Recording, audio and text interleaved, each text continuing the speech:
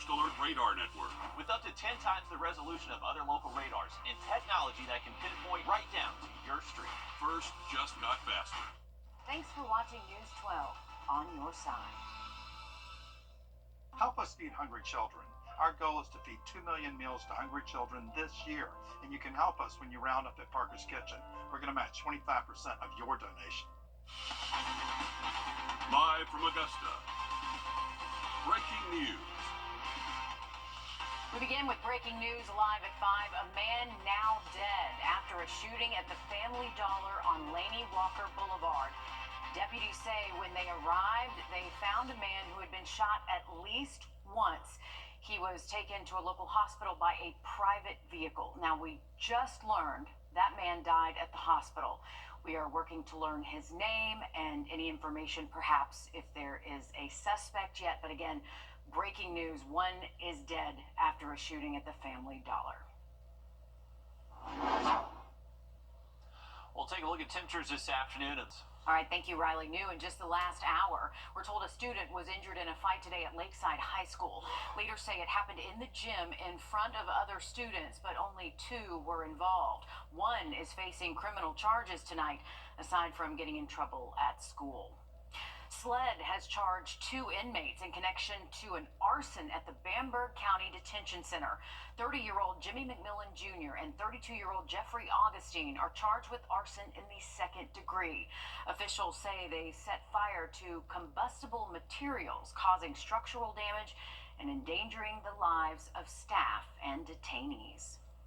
The trial against former Brunswick District Attorney Jackie Johnson is over, and she is a free woman tonight.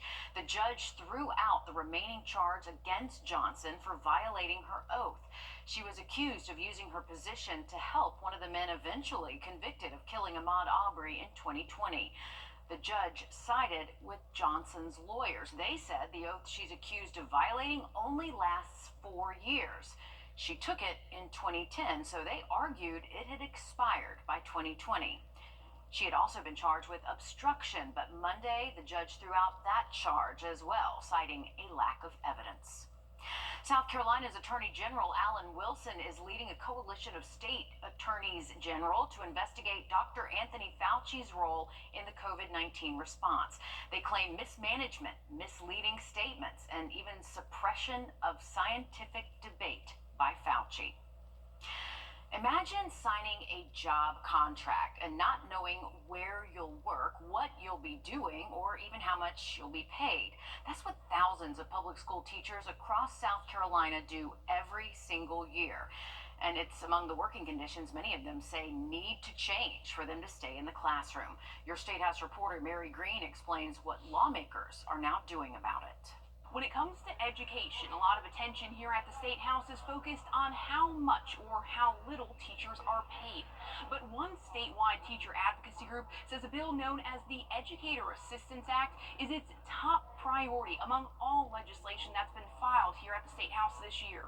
The policies in this bill can greatly enhance educator recruitment and especially retention in South Carolina. The bill would reduce the amount of paperwork and administrative burdens teachers have to complete, including by creating automatic recertification for active teachers. It would also reform their contract process. Right now, teachers are required to sign their contracts in mid-May for the next school year without knowing how much they'll make, where they'll be teaching, or what subjects they'll teach. The bill would require districts to notify teachers about their job assignment no later than 14 days before the school year begins, and any reassignment would need the local school board's approval. It would also require districts include an estimated minimum salary in teachers' contracts, which they would still need to sign in mid-May. We asked teachers to sign a contract that basically was blank.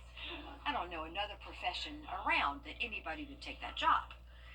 Yet teachers are so dedicated that they will trust and they will sign those contracts and they will do the work and they'll be there. This bill advanced out of committee Wednesday and will next await a debate on the House floor. Similar legislation has passed in the House in previous years, but was never taken up in the Senate. But Representative Shannon Erickson, its lead sponsor, is optimistic that'll change this year. Reporting from the State House, I'm Mary Green. The bill would also give teachers time at the start of the school year that is free of meetings for them to get their classrooms ready before students return. It would also create a process for retired teachers to keep their certificates active if they ever want to return to the classroom. Augusta University, it is growing for the 9th straight year. Now, a new parking deck is finished, which will really help to ease some major growing pains. AU's latest numbers show it has 6,000 undergrads and 5,500 graduate students. That's a lot of students in need of a lot of parking spaces, especially at the Health Sciences campus. Your Sydney Hood joins us now live at 5 from Spelman Street, where AU just cut the ribbon on its newest parking deck. And Sydney, this new deck should make a big difference.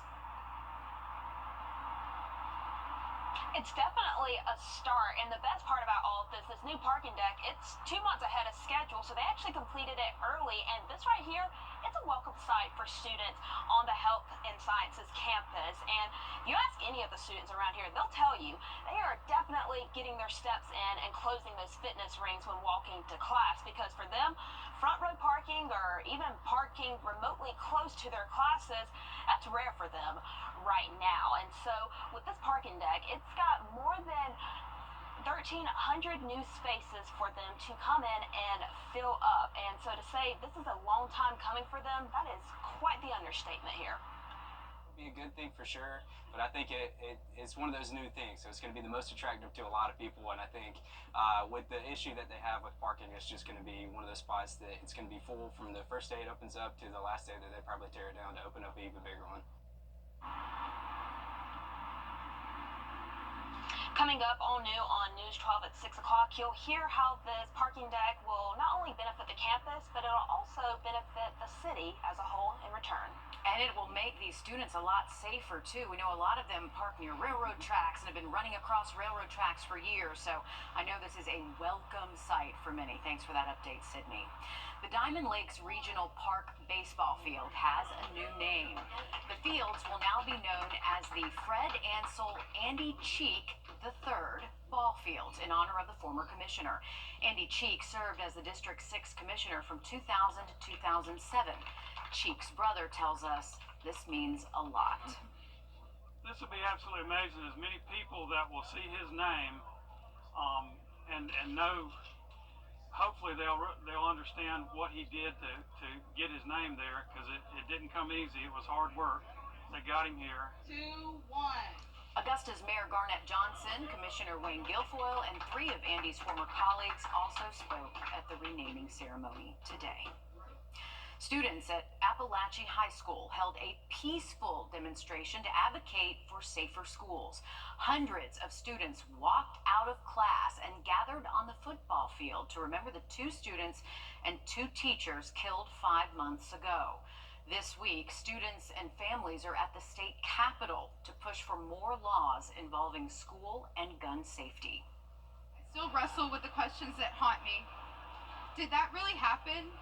Why was he allowed access to that weapon? We have already lost too much. We can't afford to wait any longer. We need action now. In the 5 months since the shooting, all Barrow County high schools installed weapon detection systems. Now the systems will be installed into middle schools within the next week.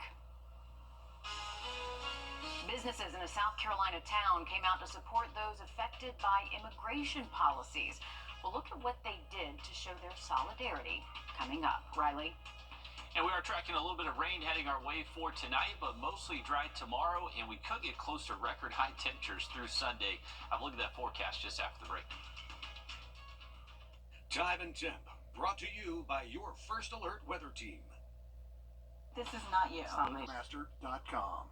The Federal Trade Commission has finalized its new click-to-cancel rule.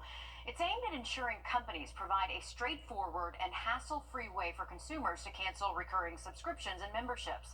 In this Watching Your Wallet, consumer investigator Carice Jackman explains the specifics of this rule and breaks down how it directly impacts you. James Comm, Associate Director of the Enforcement Division at the Federal Trade Commission, says the agency has received more than 16,000 complaints from consumers about the difficulty of canceling subscriptions. It's why the FTC is implementing a new rule requiring sellers to make the cancellation process as simple and straightforward as signing up. We want to make sure that this is an area that is free for commerce, that people can compete, that consumers can take advantage without being taken advantage of. The rule defines 4 practices as unfair and deceptive. First, misrepresentation. It prohibits sellers from misrepresenting any material facts when using negative option marketing.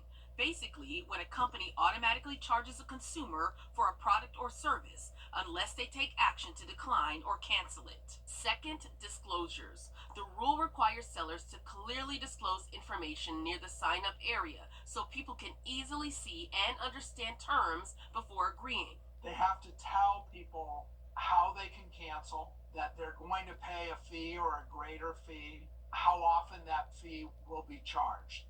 Then there's consent. The rule requires sellers to get the consumer's clear and informed consent for the negative option feature before charging them. This has to be done separately from the rest of the transaction, like using a standalone checkbox. So you have to keep that for 3 years and you have to obtain it, and that can't be a pre-checked box. It has to be an affirmative act that consumers take to show that they want to get into the negative option. And most importantly, click to cancel. Sellers have to provide a simple mechanism for a cancellation. Sellers have a strong incentive to make sure that they're not making a long sign-up feature so that they can have you buy their products. The FTC says complaints about tricky click-to-cancel subscriptions have steadily increased over the past few years. In 2024, the agency averaged nearly 70 complaints per day, up from 42 per day in 2021. The rule is expected to go into effect this year. With this Watching Your Wallet, I'm Carice Jackman. The click-to-cancel rule went into effect officially January 19th. Businesses have until May 14th, though, to come into full compliance. We're back in a bit. I'm here with Chris Cudahan of Leaf Filter. What is the problem with the clogged gutter? Rotten fascia, rotten soffit, mildew, mold in the attic. So how can Leaf Filter fix this problem? So the first thing we're going to do is professionally clean out all your gutters, realign them, install our leaf filter system that allows nothing but water. Just give us a call, set up an appointment. We'll come out and give you a free gutter inspection. To schedule your free inspection, call 833-LEAF-FILTER or visit leaffilter.com. I'm Eamon Hopkins. This Valentine's Day for just $14.95. Visit plexadermtrial.com. Today is National Weather Person Day, and to celebrate, our own First Alert weather team squared off against each other for some weather trivia today. Team Bolts featured your Tim Strong, Mikhail Hannah-Harding, and Chris Still. And the Thunder Thinkers, that was Cliff Bennett, Emily Acton, and Riley Hale. Let's take a look at who won. Okay. We couldn't have done it without you, Cliff. Oh yeah, you know, I'm here. That's how I feel. We have that trophy for y'all. Winners. I want to be a master. All right, well, congratulations to you, Riley, and part of your weather team. I didn't know that Cliff was a meteorologist. Well, but... you know, Cliff does your job, so he got to be a meteorologist for a day a few months back, so we figured that qualified him enough to be on. Okay, yeah, I get for that. Yeah. For that, but he's keeping his day job and not forecasting. No, I don't think so, and he didn't necessarily help us a lot with our questions. I think it was me and Emily that had to answer most of those, so we got to get Cliff up on his weather knowledge a little bit. But it was fun out there, and definitely a good time out on the banks. I think Emily posted that on her social media if y'all want to check out the full clip, so it was fun. Fun stuff. Absolutely. And hey, the temperature-wise, it was a fun day to get outside again today. Well above average temperatures. Good. Thanks, Riley. Thanks for joining us. We are back in a bit. It's the coldest time of year in the CSRA. To stay up to date on anything winter weather to severe weather, download our First Alert weather app to get the most accurate forecast in our area. If you need a member, look for the red ribbon. Every space is different. Every person is different. Well, even identical twins don't always want the same thing. It's why we designed our new modular 3 collection with rooms to go. I can configure mine how I want, And mine, how I want. 2 media consoles, premium speakers, USB chargers, and a whole lot of storage. Of course, mine's the more stylish, and mine's the more hardworking. But what will yours be? Come explore our new Drew and Jonathan Modular 3 collection, only at Rooms to Go. Are you looking for a into the afternoon? We'll see how long this hot streak can stick around in just about 10 minutes. All right, thank you, Riley. It's been just more than a month since Richmond County's new sheriff, Eugene Brantley, took office. Since then, he says his deputies have been busy, saying they've had more than 67 felony arrests and addressed nearly 40 drug cases. As he settles into his new role, your Audrey Dickherber sat down with the new sheriff to see what his plans are for the months and years ahead. She joins us now from the newsroom. Audrey, what did you learn? Well, not all changes will happen overnight, but he says they've been hard at work, making themselves more visible and working hard to make Augusta safer. He says they've ramped up the amount of deputies that are in the community, and this is inside the sheriff's office intel room, where they monitor a lot of what's going on around the county. At night and on the weekends, he says more deputies will shift towards downtown. They've also reintroduced the crime suppression team and added more deputies to it. They've also revamped the traffic unit and got a grant from the Governor's Office of Highway Safety, which will pay for 3 deputies and patrol cars over the next 3 to 4 years, hoping all of this decreases crime and deaths on the road. I think with more of an officer presence, things should slow down as far as criminal activity. And I feel like once they start to see that we're there and we're starting to make these arrests and people not get away with any and everything, then I think things will slow down.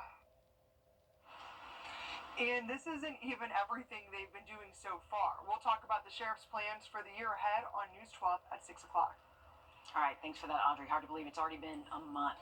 Absolutely. Still a lot more to go. You know, we just had another homicide this afternoon as well in Richmond County, so it'll be interesting to see how the department responds after all of this as well. Well, the cost of full-time childcare for young children is too high for the average Georgia family. A recent report from the Economic Policy Institute found the cost of childcare is often higher than in-state college tuition. As your State House reporter Abby Kasouris explains, the latest plans from state lawmakers hope to give working parents some relief. Teresa Gray has her hands full with a 6-month-old and a 2-year-old. So thankfully I am able to have my mom watch the girls, but if I didn't have access to that, I don't think that I would be able to work. The Economic Policy Institute found the average family pays over $8,500 a child per year. I mean, it's more than a mortgage. It's actually more than our mortgage because we've looked into it, and it's not affordable to have 2 mortgages. It's not just the high cost. Parents are struggling to find childcare, period. After the end of federal funding through the American Rescue Plan, the Century Foundation reports that nearly 1,000 programs will close here in Georgia, leaving more than 80,000 children without care. I've got 2 young kids at home now. I've got a wife who also works, and so I'm living it. State Senator Brian Strickland chairing a special study committee to investigate Georgia's impending child care crisis. His final report helping to shape this bill, a priority bill for Lieutenant Governor Burt Jones. Jones's office says the bill includes a $250 tax credit for every child under the age of 7. Expansion of an existing tax credit for child care up to $300 per year per child, and lets employers claim a larger credit for an on-site child care center.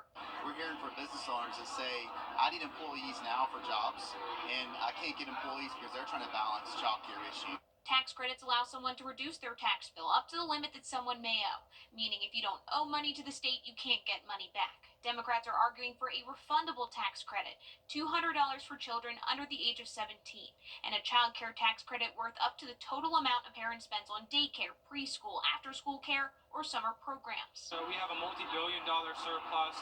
I think this is a great opportunity, again, to invest in kids today so we can work on strengthening our economy for the future. This isn't a case of this bill or that bill. House Democrats hoping that Senate Republicans may support their bill or change theirs. In Atlanta, I'm Abby Kasouris. Georgia's Latino community voicing their concerns over President Trump's illegal immigration. Police are demanding the deposition from a driver who killed a newlywed bride in a drunk driving incident. In April of 2023, a vehicle rear-ended a golf cart in Folly Beach carrying a newlywed couple and two relatives. In December, the driver, Jamie Lee Komorowski, pled guilty to felony DUI and was sentenced to 25 years. Now attorneys for the bride's family are asking the court to order Komorowski to submit to a deposition after multiple delays. The deposition is for another lawsuit with a Folly Beach restaurant Komorowski claims served her alcohol before she went to other bars. Coming up, a new tool now being used to deter thieves in Georgia. Certain construction sites now being protected by guard dogs. But you saw it. It's kind of got a modern twist to it there, Riley. A little creepy. That is quite scary looking right there, 100%. But hey, we do have some low chances of rain pushing through this evening, through tonight, but back to dry weather tomorrow. It's going to stay hot, folks. We'll have a look at that warm forecast just after the break. Time and Temp, brought to you by your First Alert weather team.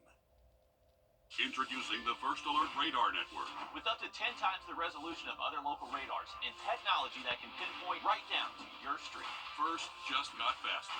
Do you just need a ride? Atlanta has seen a remarkable drop in crime in recent years, but one area the city has struggled with is burglaries, especially at construction and work sites. As Joshua Skinner reports, a new innovative solution to this problem has legs. The continuous construction in South downtown Atlanta can be music to the ears of thieves. We've had items in the past being taken. We've had break-ins in the past as well. And Richard Hatcher with Atlanta Tech Village was looking for a way to carefully take a bite out of that crime, which is why the ATV construction site near the corner of Mitchell and Forsyth Streets isn't using people at all. We're Undaunted, and this is Oppie. Created by the mind of Brian Dinner and Undaunted, it's a, well... like a friendly quadrupedal or robot dog. That works.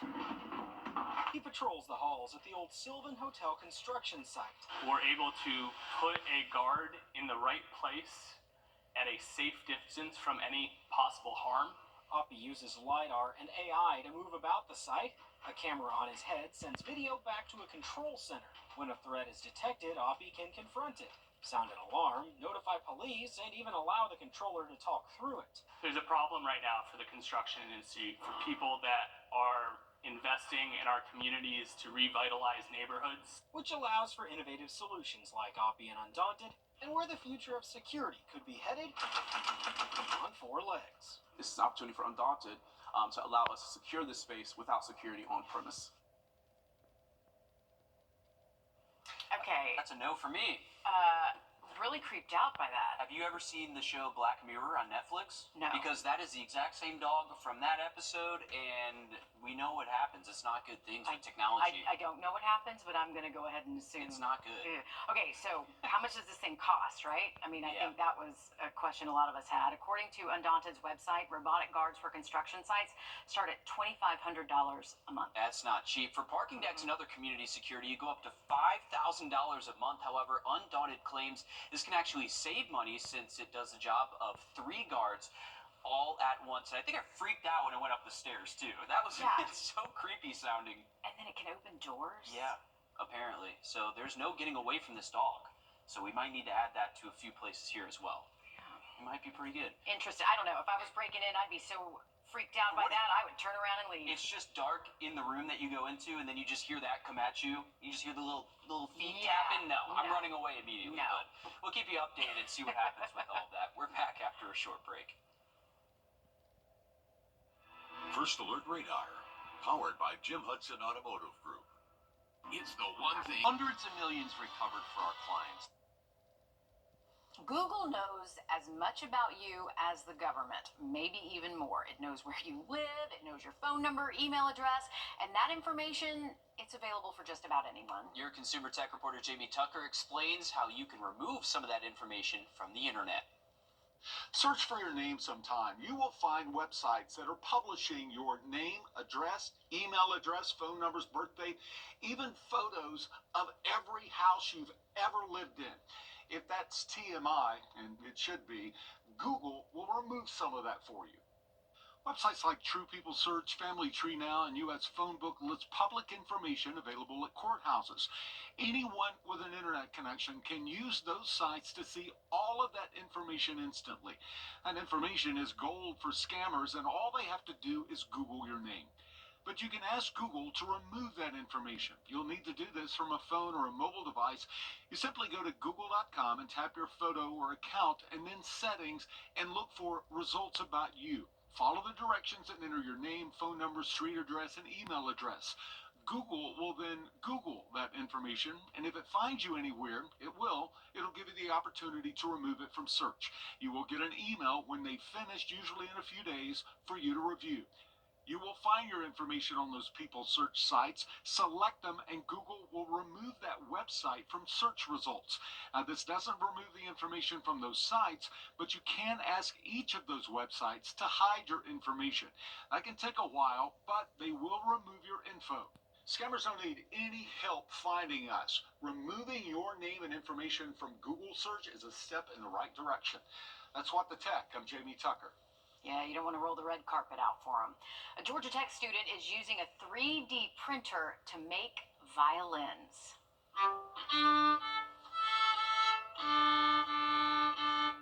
It sounds pretty good. They can range anywhere from $300 to $2,000. That Georgia Tech student, Kevin Camperman, is using a 3D printer to bring that cost down and to make the instruments a lot more affordable. What we've done is we've replaced the hardwood with polymer. And so we used a process of 3D printing or additive manufacturing called multi-jet fusion. And so this is a powder-based process. Okay. Sounds very complicated. It does, but hey, good for him. He says the quality of the 3D printed violins is the same as the real deal. Only a few parts of the instrument, like the strings, are not printed. But man, that could open the door for a lot of kids and young people who can't afford instruments. Absolutely, and like you said, it sounds pretty good too, so it sounds like the real deal there. Yeah. It's pretty good, pretty innovative too. Well, it's one of the most thrilling days of the year for high school athletes. Today is National Signing Day. Thousands of athletes across the country will make their commitments official. And while many of the Division I hopefuls signed in December, February's National Signing Day is still a significant mile marker for student athletes. Alyssa Lyons joins us in studio now to tell us where our athletes of the CSRA are heading next. Hey friends, so extremely significant for those athletes that didn't get a call from a coach last fall or were on the fence about where they wanted to go. While today is football specific for Division I and Division II, it's still open to include athletes of other specialties, but if the list says Thompson, count on it to be football. Dan Quavius Cummings signed his letter of intent to play football at Reinhardt University. He was a two-way player for the Dogs at the line of scrimmage, playing both offensive guard and defensive lineman. And during his time under head coach Michael Youngblood, Cummings recorded 151 solo tackles, 251 total, and 14 sacks. He was a 4-year varsity starter, and he'll also get to play alongside Amir Williams and Darius Jordan from Burke County. It was great. What I've always played for since I started, and finally get it in the next level and aim for the NFL after this. Choosing Reinhardt, it felt like a family, and they stayed connected with me, talking to me. They really felt like home when I went up there for my visit.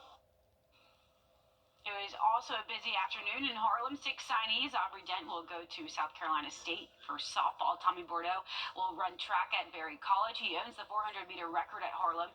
Maddie Leslie, Miss 1,000 assists, will play volleyball for Johnson & Wales University. In football, Harlem sending off the Big Three. DC Samuels will play for Kentucky Christian. Gio and Chris Arroyo both leaving the nest to play football. Gio will go to Gallaudet and Chris to Norwich. Here's what a few of them had to say about leaving the Bulldogs. As a hard of hearing athlete, Gallaudet is the world's only hard of hearing football team, deaf football team. So it was just a great opportunity, and I built a strong relationship with Coach over the last few months, and I just know that's where I need to be. Every time it was like a big win, we would all pick each other up, or even a tough loss, we would pick each other up. You were never alone. You were never by yourself, and you never struggled alone, actually. You couldn't, basically. You couldn't hide it, really, because they always knew, and they were always there for you. Well, these were just two of many signees this afternoon. Grovetown, South Aiken, Midland Valley, Burke County, and North Augusta all participated in National Signing Day. There's still ink left in the pen, so we'll tell you where those athletes are headed next. All right, thanks for that, Alyssa, and best of luck to those athletes taking the next step forward. For the weekend, it will stay mostly dry. A stray shower possible Saturday, but going to be near record highs both days. A quick look at the forecast just after the break. Life's busy. Off is not on with Batteries Plus Business. Introducing the First Alert Radar Network. With up to 10 times the resolution of other local radars and technology that can pinpoint right down to your street. First just got faster. Please join me for a live educational webinar where I'll break down every aspect of Medicare. I promise you'll walk away feeling confident and prepared to take the next step on your Medicare journey. It's free to join, and you can sign up right on our website, RU64.com. Got it! This deal ends February 10th. Our First Alert has always given you the edge against severe weather. And now, with our new First Alert Radar Network, First just got even faster.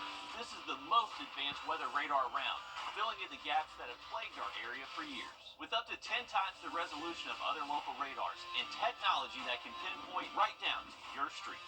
No other station can provide you with this type of enhanced weather coverage. You'll only find it here, putting your family's safety first with the First Alert Radar Network. First just got faster.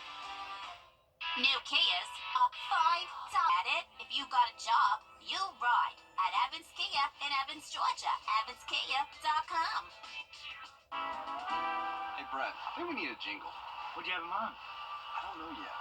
Well, if you're taking something, come knock on my door. Come and knock on my door. If you're 64.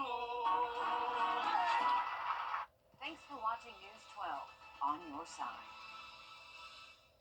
When you visit or work with Parker's Kitchen, your support makes a difference. You've helped us rank as Best Workplace in America.